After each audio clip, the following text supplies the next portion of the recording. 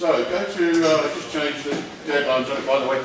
The deadlines for this are contained, where are they contained? In modern resources, I think. Let's have a look. Probably need to move those. 2 assignments, so the one on the horizon now, 27th of the 2nd, okay? Okay, so you've got a bit of time on that one. Should be able to do it easily inside the 2 hours, the 3 hours that we have here. As a matter of fact, and I can discuss with you the report, you probably have enough time to write the report as well. Inside the lab session, that's the beauty of having 6 hours in labs. There's no homework. Okay, so back to assignment. Coursework. Right, so assignment 1, I hope this is there because I just updated it upstairs. Yes, it is.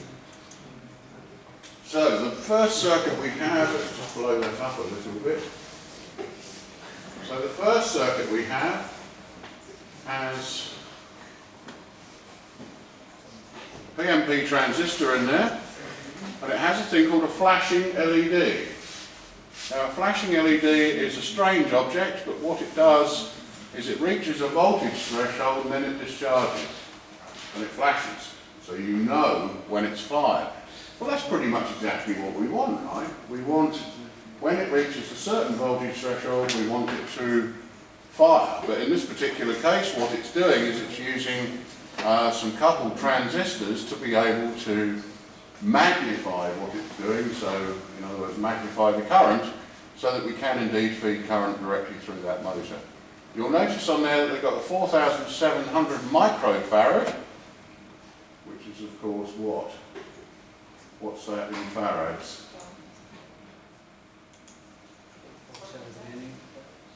Well, that's correct, 4.7 millifarads. So the capacitor we're using is much larger than that, 200 times bigger than that, which can work in your favour, can work against you, because once it's charged it takes a long time to discharge, but I'll leave you to play with that. So that's one circuit you could use. You could just use that straight out of the box. All the references are contained there and the explanations of how they work. But that's not unusual. That's the sort of thing that you would find when you're doing something in your workplace, of course.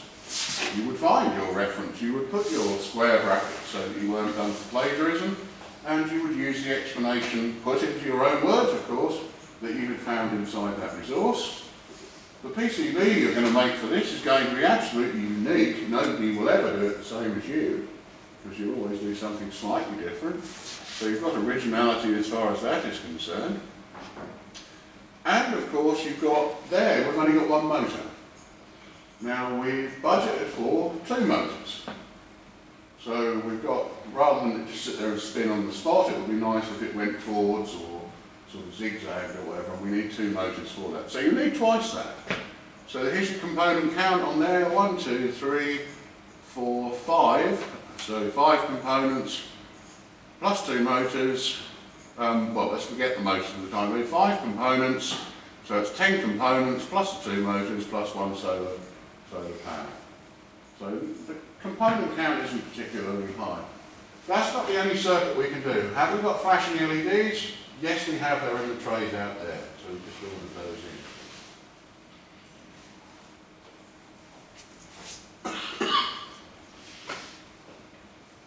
in. This page is quite good. They're also called beam circuits. Now the reason they're called beam circuits is because if you put them in a darkened room and you shine a torch at them, which is also quite amusing, they start moving when you shine your mobile phone light at them or whatever. LED torch is better, and once you start doing that, if you design them in the right way, so that if you've got LEDs on there and the LEDs are pointing forwards, you'll see some LED circuits on there, it'll actually follow the light. So some quite exciting things that you can do there.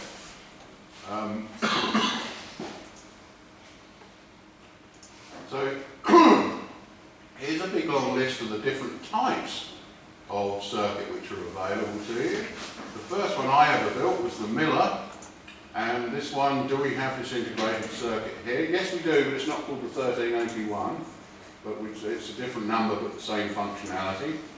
Exactly the same principle applies with that, except we're using an IC to do it, and what that IC does is it detects the voltage of the rails, and once it's happy with the voltage of the rails, it's going to trigger, I think they're 3.3 volts, those ones. You've got lots and lots of other designs, and one I haven't made that I keep meaning to make is using a 555 timer and using the threshold pin on there. So 1381 base.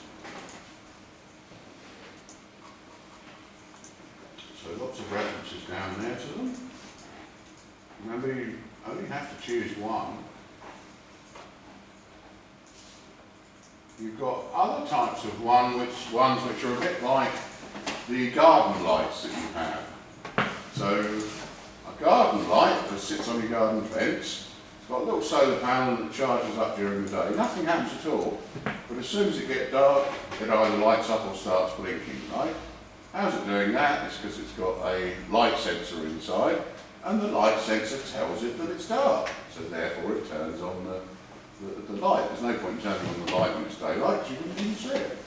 So you've got the opportunity, if you want, to go down that route as well, where you can put a photo sensor in there, and you can only make your robot do its wandering when it's dark. Well, the possibilities of that are quite exciting, because you could leave it on your desk and then come back a few days later and see where it's wandered off to, because it's going to. Now remember, also inside this, there's no batteries.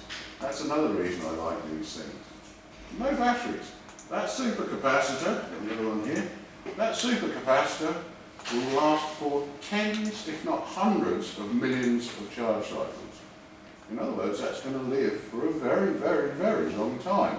So this thing that you make won't just be like a button cell and it will work for a couple of days and then it won't work anymore. This thing will be working when your children have grown up. Remember, you made it here in 2020. So that's why I like this little project here. Okay, what do you get graded on? What's good, what's bad, what's indifferent? I think the average mark for the first assignment last time was 67, 68%, somewhere about like that. Most people produce perfectly plausible solutions to it. Some people went very complicated, some people went very simple. Where do you get your marks from? Well, you choose something too simple, you're going to get marked down a little bit. You choose something too complicated, you may not finish it. You may impress me with the complexity of what you try to achieve, but I won't be that impressed if it's just a pile of electronics on the table and I've only got your word for it that it works. So this is really why you need to be a little bit cautious. You take one of those circuits and you build one channel, and make sure that that one channel works under the lighting conditions you've designed it for. When it has, when you've tested it, get it on some video of it and so on and so forth, then you're going to be at a point where you want to commit to a printed circuit board. Because you know the circuit works done on breadboard. You can try and simulate it in multi-sim, but it's a bit like an oscillator because it's either on or off, and oscillators are difficult to start in multi-sim. But you know how to do a simulation, so you should attempt to simulate it in multi-sim. If in your report it just says, I couldn't get it running in multi-sim, I will just respond fine, nor could I, you know, because I tried to get these running in multi-sim and had difficulties as well. What are you going to document? You're going to document the design process, what was easy, what was hard, what were your design choices, why did you choose bot number 7 that's a nocturnal bot, or whatever it is. Why did you make that design decision? Why did you make your PCB square, round, triangular? Why did you put the LEDs facing forward, sideways, backwards? I want to see some measurements inside there. So if you're going to charge a capacitor, I want to see the charge curve, I want to see the discharge curve. I want some indication of time constant. So how long does it take? You saw there was an exponential charging curve on there. How long does it take to reach the 3.3 volts? What lighting conditions are you talking about? If you want, I can get a light meter in here, but I think it's just sort of, you know, this is white light, you turn the lights off, it's sort of quite dark, and You hang your head out the window on a sunny day and it's very bright, you know. So really we're only looking at those kind of boundaries there. So low, medium and high light, how fast does it charge under those conditions? So in this, don't just steam straight into the first one that you see.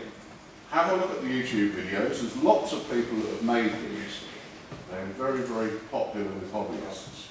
Now another route that I haven't touched yet is, and you will see on the web and YouTube, you haven't got yours here, have you? So, Your little pot? No. it's in my office. In Europe? Yeah, okay. But we'll bring it down next time. Mike did this course the year before last, before he decided he was going to do a PhD with me. And he went a bit over the top on the assignment, didn't he? 100%. He took a solar panel, put it onto a supercapacitor, and then put a microcontroller in there, so a surface mount microcontroller. And the microcontroller did all the thinking, so it measured the voltages that was coming in. It even looked at the optimization of the use of the power. It had a Bluetooth chip on it. The Bluetooth chip fired out information about the state of charge. You could remote control it from your mobile phone, and it was all done with no batteries, just done with a supercapacitor. I would not expect you to, by any stretch of the imagination, reach that point.